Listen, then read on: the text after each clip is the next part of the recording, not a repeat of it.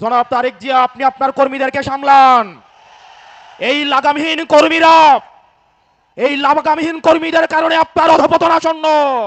আজকে যখন আমরা এই জায়গায় এসে দাঁড়িয়েছি, সহস্রাধিক শহীদের রক্ত ভেজা গালিচা মারিয়ে তিনি লন্ডন টু ঢাকার ব্যাক ফ্লাইট ধরলেন।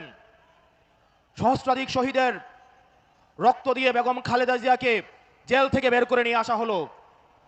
আজকে আমরা দেখতে পাচ্ছি এই শহীদের মাকে নিয়ে সম্ভ্রমহানি করা হচ্ছে।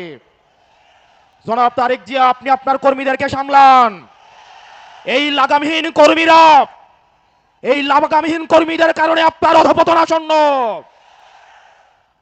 আপনারা যদি শহীদের মাকে সম্মান দিতে না জানেন, এই জুলাই পরবর্তী বাংলাদেশের জনগণ আপনাদেরকে সম্মান দিবে না। প্রিয় লাকসামবাসী, খুব কম কথায় কয়েকটা কাজ আপনাদেরকে দিয়ে যাব। এখানে প্রশাসনের ভাইয়েরা উপস্থিত আছেন, পুলিশের ভাইয়েরা আপনারা উপস্থিত আছেন।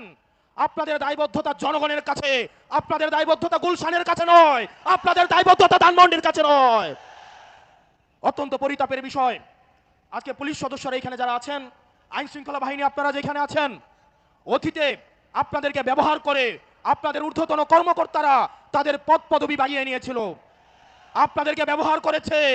আল্লাহর দোহাই লাগে, উপরে আল্লাহ নিচে জমিন, নিজেকে আর ব্যবহারিত দিয়েন না। আপনারা ন্যায়ের পক্ষে থাকেন, ইনসাফের পক্ষে থাকেন। কোন রাজনৈতিক দল নয়, বাংলাদেশের জনগণ আপনাদের পক্ষে থাকবে।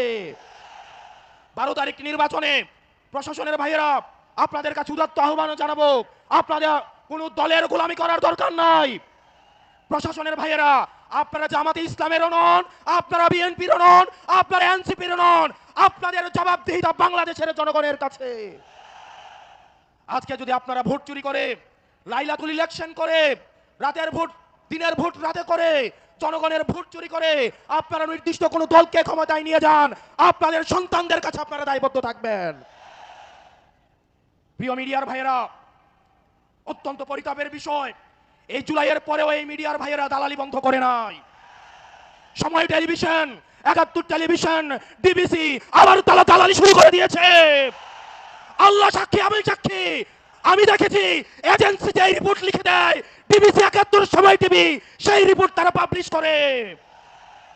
এই ডিবিসি 71 এবং সময় টেলিভিশন হাত বদল হয়েছে, কিন্তু চরিত্রের বদল হয় নাই। আপনাদেরকে আবারও জনগণের কাঠগড়ায় দাঁড় করাবো ইনশাল্লাহ।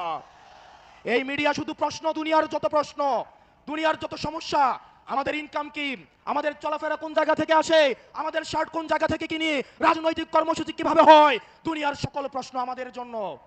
অন্যদিকে সকল প্রশংসা এবং সকল মুগ্ধতা একটা রাজনৈতিক দলের জন্য। এর পরবর্তী বিপ্লব হবে এই মিডিয়া এবং প্রশাসনের বিরুদ্ধে বিপ্লব। বক্তব্য দীর্ঘায়িত করছি না। মিডিয়া এবং প্রশাসন বাংলাদেশকে সুখী, সমৃদ্ধ এবং উন্নতি করতে হলে আপনাদের প্রয়োজন রয়েছে। আমরা আপনাদের শত্রু না, আমরা চাই আপনাদের দায়বদ্ধতা, আপনাদের জবাবদিহিতা হচ্ছে জনগণের মুখী। আপনারা কোনো দলমুখী না হয়ে আপনারা জনগণমুখী হন, জনগণ আপনাদের নিরাপত্তা দিবে ইনশাআল্লাহ। ও ইনকিলাব, ইনকিলাব, ইনকিলাব, ইনকিলাব, আপোষ না সংগ্রাম, দালালি না রাজপথ, দালালি না রাজপথ। সর্বশেষ, যিনি স্বপ্ন দেখছেন একজন প্রধানমন্ত্রী হবেন, উনি যখন একজন তৃতীয় শ্রেণীর আলাপ আলোচনা মঞ্চে উঠে দাঁড়িয়ে করেন, সেগুলো আমাদেরকে তাড়িত করে। জনাব তারেক জিয়া, আপনি যেভাবে গুপ্ত গুপ্ত বলে আপনার নিজের নেতাকর্মীদেরকে হত্যাযোগ্য করে তুলছেন, গত 17 বছর কিভাবে ফ্রিল্যান্সিং এর মাধ্যমে দল পরিচালনা করেছেন সেটা একবার নিজেকে প্রশ্ন করে দেখেন।